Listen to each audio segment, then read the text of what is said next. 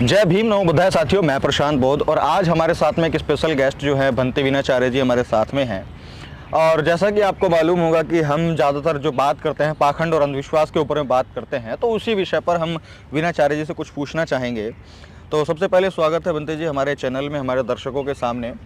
और मेरा आपसे एक सीधा सवाल ये है कि जैसे हम सुनते हैं बाबा लोग हैं और जो हमारा बहुत सारा बहुजन समाज है वो बाबा लोगों के प्रवचन सुनने जाता है, तो वो लोग तरह तरह के उपाय बताते हैं।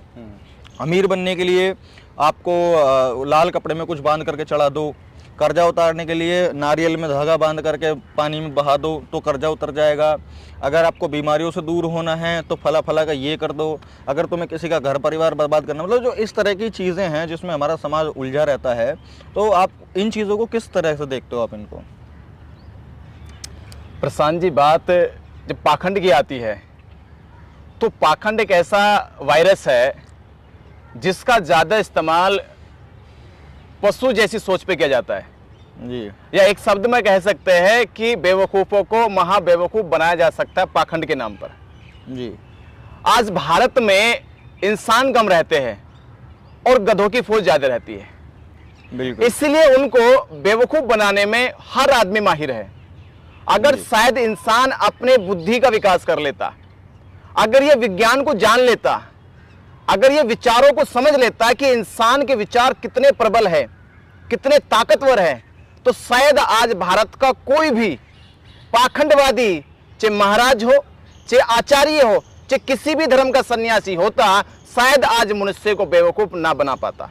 नहीं तो सवाल यहाँ पर ये भी है ना कि बेवकूफ़ लोग क्यों रह गए, अशिक्षित लोग क्यों रह गए, क्यों वो ज्ञान के भंडार में नहीं अपना दिमाग में ला पाए, क्यों अपना दिमाग विकसित नहीं कर पाए, उसका कारण क्या है?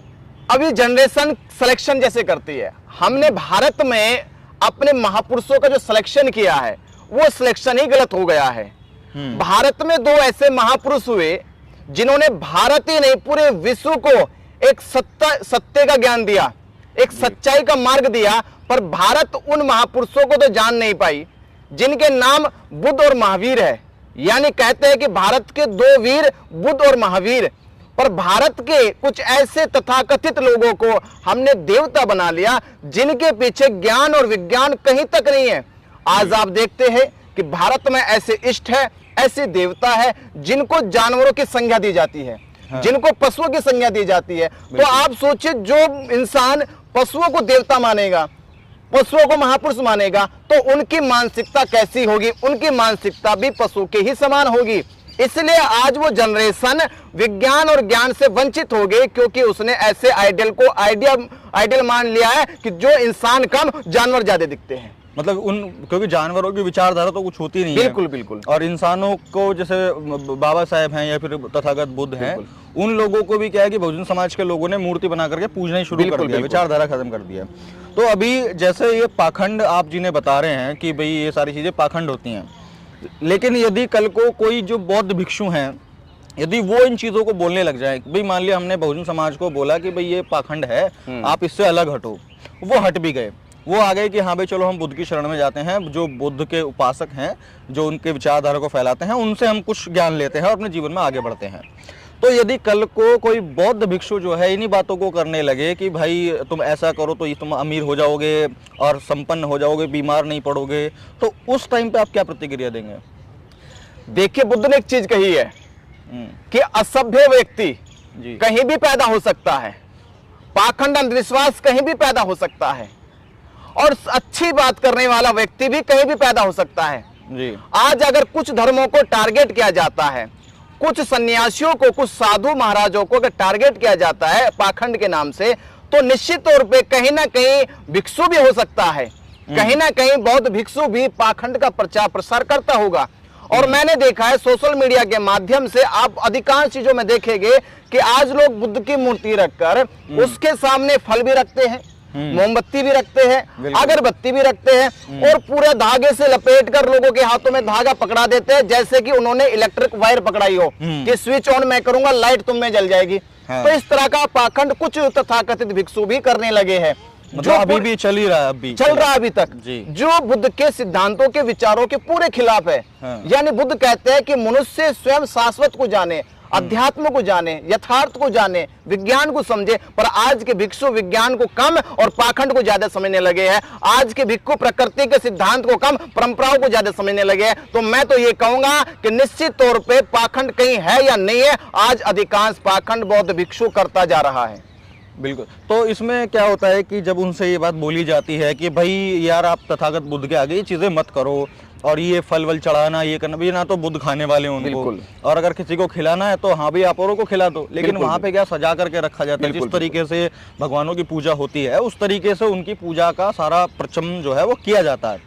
अब अगर हम उन पे कुछ बोलें कि भाई आप ये मत करो, ये बुद्ध के खिलाफ है, ये बुद्ध की विचारधारा के खिलाफ है, या ये पाखंड है, तो वो थोड़ा सा गर्म हो जाते हैं, वो हमको ही बोलने लग जाते हैं कि हमें तुम्हारे बुद्ध होने पर शंका है। तो मतलब वो एक तरफ तो करते हैं कि अभी पाखंड नहीं करना चाहिए, और दूसरी तरफ वो खुद करने में लगे हुए हैं। तो अभी जैसे जो हमारा समाज है जो पाखंड में घुसा हुआ है, वो बाहर निकलने के लिए क्या कर सकता है, मतलब उसको कैसे हम बाहर निकाल सकते हैं कि भाई आपका जो जीवन है वो आप जब जियोगे करोगे तभी आपको फल प्राप्ति होगी, अदरवाइज आप कुछ भी ढोंग पाखंड कर लो या बुद्ध की पूजा कर लो, अम्बेडकर की पूजा कर लो, उन सब चीज़ों से कुछ नहीं मिलने वाला। तो लोगों के लिए आपका क्या संदेश है कि उनको पाखंड में घुसे रहना चाहिए, बाहर निकलना चाहिए, वो कैसे अपनी तरक्की कर सकते हैं? देखिए, मैं एक चीज कहूंगा आप सभी दर्शकों से, अगर आप के सामने एक जगह घोड़ा एक जगह गधा खड़ा कर दे और ये कहे कि आप गधा लेना चाहोगे घोड़ा, तो निश्चित तौर पे आप कहोगे मुझे घोड़ा दे दीजिए, क्योंकि गधे की इतनी कीमत नहीं है जितनी घोड़े की कीमत है। यानी आपने एक अच्छा सिलेक्शन कर लिया। अगर मैं ये कहूं कि एक तरफ सोना है और दूसरी तरफ चांदी है, तो आप क्या लेना चाहोगे? तो आप कहोगे मैं सोना लेना चाहूंगा, मैं चांदी लेना नहीं चाहूंगा, क्योंकि चांदी की उतनी कीमत नहीं है, सोने की कीमत ज्यादा है, सोने की वैल्यू ज्यादा है, इसलिए सोना लेना चाहोगे। उसी प्रकार आप एक और विचार पैदा कर लीजिए कि आप अपने जीवन को बदलने के लिए आपको अच्छा ज्ञान चाहिए या पाखंड का ज्ञान चाहिए।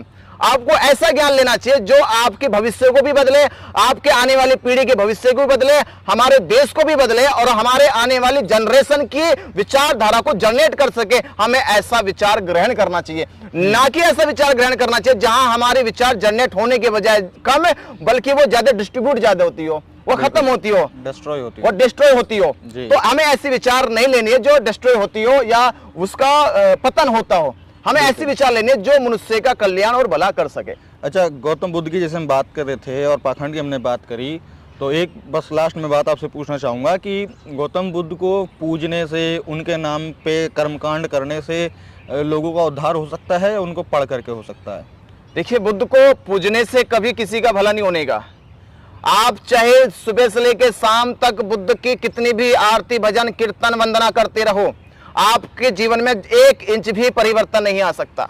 क्योंकि बुद्ध ने कहा है, बुद्ध ने एक चीज सिखाई है कि आप सबसे ज्यादा जरूरी है सीलों का पालन करें, उसका आचरण करें, उसको जीवन में उतारे, क्योंकि सील ही तुम्हारा सारथी है, सील ही तुम्हारा मित्र है, सील ही तुम्हें दुख से सुख की ओर लेके जाएगा। इसलिए बुद्ध कह रहे हैं कि दीक्षा भी उतनी जरूरी नहीं है जितनी शिक्षा जरूरी है। शिक्षा पे अमल करना जरूरी है, विचारों पे अमल करना जरूरी है, विचारों को पे चलना जरूरी है, ना कि पूजा पाठ या साहित्यों का बार बार पठन करना जरूरी नहीं है जितना शिक्षाओं का आचरण करना जरूरी है। बिल्कुल, बहुत बढ़िया बात जो है बंटी जी ने बोली है कि किसी ग्रंथ को या किसी जो तथागत बुद्ध की जो बातें हैं या किसी भी महापुरुष की बातें हैं, उनको बार बार पढ़ने से, बार बार रटने से, उनका जाप करने से भला नहीं होने वाला। एक बार पढ़ के अपने जीवन में उतारने से भला होगा। और इसमें एक चीज मैं और जोड़ दूं आपको, मैं कह दूं प्रशांत जी, बहुत मनोवैज्ञानिक बात है।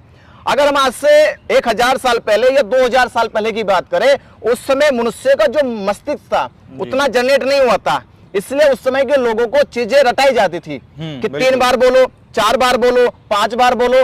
तो बुद्ध के भिक्षु संघ भी उस समय बुद्ध के बोले गए उपदेशों को कंठस्थ करते थे, यानी रटते थे, समझते नहीं थे। पर आज जनरेशन रटती कम है, समझते ज्यादा है, क्योंकि आज चीजें हमें कंफ्यूजन नहीं चाहिए, हमें सेटिस्फैक्शन चाहिए, हमें आज एक्सप्लेन चाहिए।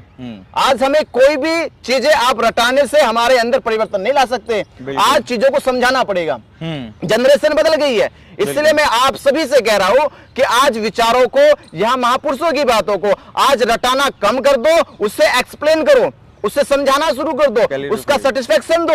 और जब तक हर आदमी सेटिस्फाई ना हो जाए तब तक आप कोई भी एग्जाम्पल लगाओ, कोई भी फॉर्मूला लगाओ, कोई भी लॉजिक लगाओ, उससे वो बात समझाओ, ना कि उसे रटाओ। बिल्कुल बिल्कुल। चलिए, काफ़ी अच्छी बात जो है बंते जी ने आपको बताई, और आपको कौन कौन सी बातें समझ में आए और कितना कैसा आपको ये वीडियो लगा, आप कमेंट में करके बता सकते हैं। तो ठीक है साथियों, हम मिलते हैं आपसे अगली वीडियो में। तब तक के लिए आप इस वीडियो को शेयर कर सकते हैं और बंते जी की बातों को आगे लोगों तक पहुंचा सकते हैं। मैं प्रशांत बोध मिलता हूं आपसे अगली वीडियो में, तब तक के लिए बहुत बहुत शुक्रिया, धन्यवाद।